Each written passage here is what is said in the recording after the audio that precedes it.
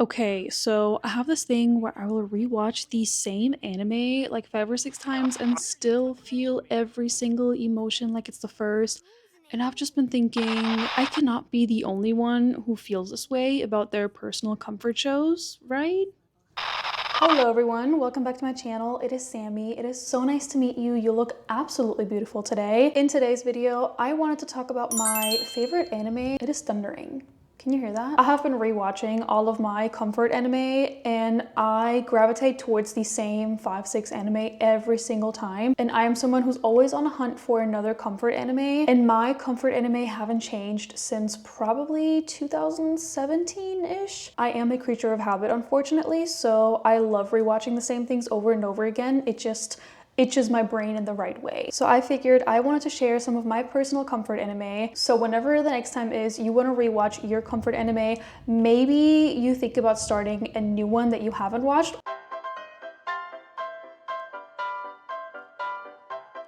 Starting off with Death Note. Death Note is a classic for a reason. I have watched Death Note so many more times than I can count. I actually just rewatched Death Note during work because I was feeling a little nostalgic about it. And with this show, the more you watch it, the more you're catching every hint and every tiny detail that you missed before, because you realize that L's logic is so much tighter and so much more complex than it seems initially.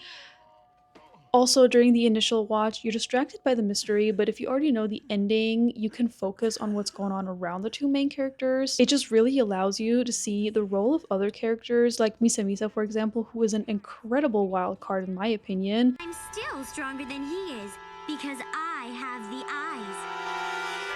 And also, the only reason that Kira got caught in the end, it kind of becomes a battle between two big brains who are trying to one-up each other until the very end. It is so amazing, so glorious. I love it. Yagami are in fact Kira. Now, if you still want to ask me something. Number 2, if you know me personally, you could have seen this one coming, Nana. Nana is the best worst anime to rewatch when you're bored, when you're feeling like you want to hurt yourself a little bit. Nana is and probably will always be my favorite anime. It holds such a special place in my heart. I don't think there ever will be an anime that can come close to what Nana makes me feel on the inside. On the first watch, you're probably trying to pick a side on who's in the right and who's in the wrong, but once you rewatch it, you realize that neither of them is really making any correct choice at any point in this anime. They're both making mistakes that are incredibly human, which is why I personally gravitate to Nana so hard. And once you know where these characters end up, every small scene, every little side comment, it just hits like a truck. It really just breaks your heart even more. You know how I believe in things like fate? Well, I think that was fate. I know Hachi gets a lot of hate on the first watch for being indecisive and childish, but once you rewatch it, you notice that some of that really comes from genuine insecurity and wanting to belong. It really reframes the way you see her as a character, in my personal opinion. When I think about it, I never had much luck back then. It was as if luck was avoiding me every day. Especially when it came to things like this. I just want to see you across the table from me. The next one is super old, but honestly still so incredibly fun to watch. Detective Conan, or Case Closed, I think in English. Don't even have the words to describe how fun Detective Conan can be. It is such a fun, lighthearted story. Okay, maybe lighthearted was not the correct word to use. The actual cases are the opposite of that and can be quite dark, but there's jokes and puns and everything. Also, this is not an anime that you need to see every single episode of. You can just turn on any episode and you will understand what's going on because the episodes are structured the same way throughout the show. Mr. Bauer, that's when he cleaned the prince off. This guy's got some serious balls. It really is just the perfect comfort anime to rewatch whenever. Well, don't stop now. You're on a roll. Did you kill your father? Next, we have a little bit of a heartbreaker again, Angel Beats. I have watched Angel Beats many a times. I have cried to Angel Beats many times. If you're in the mood for something a little sad, beautiful, heart-wrenching, but at the same time giving you something to think about after, Angel Beats. Angel Beats will forever sit in my heart somewhere because I feel like Angel Beats makes you appreciate life. It makes you appreciate the people around you. It really just changes your perspective on what's going on around you. Okay, I really don't want to spoil anything, but so much of the show is genuinely so funny and chaotic, and knowing the emotional roller coaster ahead just makes those funny moments even more precious. It's kind of like you're savoring the time that these characters still have. It's almost like you're anticipating the end, but in a very lighthearted way. It's one of those animes that I watch when I think I need to go cry, but also cannot commit to I want to eat your pancreas or Clanid, so... I'm sorry, would you mind holding it down, you four? Oh, sorry about that, teacher. Teacher, I gotta pee! You again? Go ahead. What's that lunatic doing?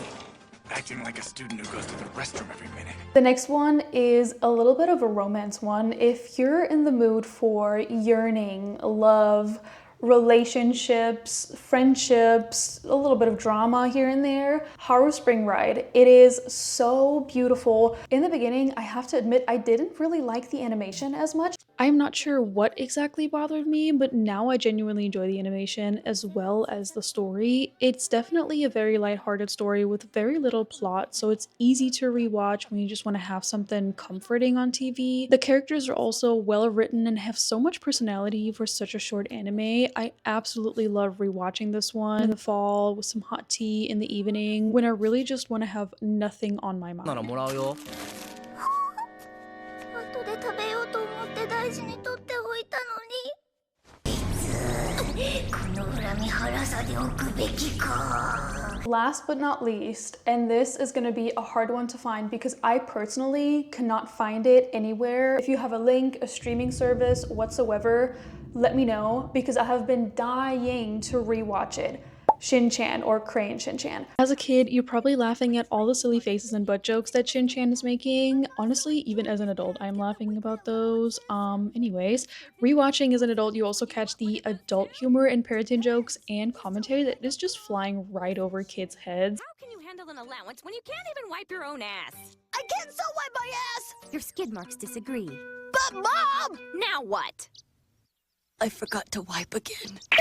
As an adult, you can really just see that the show is about the actual reality that is raising a child in today's society. But I really don't think there ever will be something that can come as close to entertaining me the way that Shin-chan does. And like I said, if you can find a streaming service that actually has the original Shin-chan TV show, please let me know. I will kiss you. I will do whatever you want me to do. I'm desperate at this point. But thank you so much for watching this video. I had so much fun talking about my favorite anime. If you want to hear more about anime, please let me know down below. And I hope you have a beautiful rest of your day, night, whatever it is where you're at. Bye. Please, if you have the Shin-chan streaming service, please don't gatekeep it. Please just say it. Please, I'm begging you.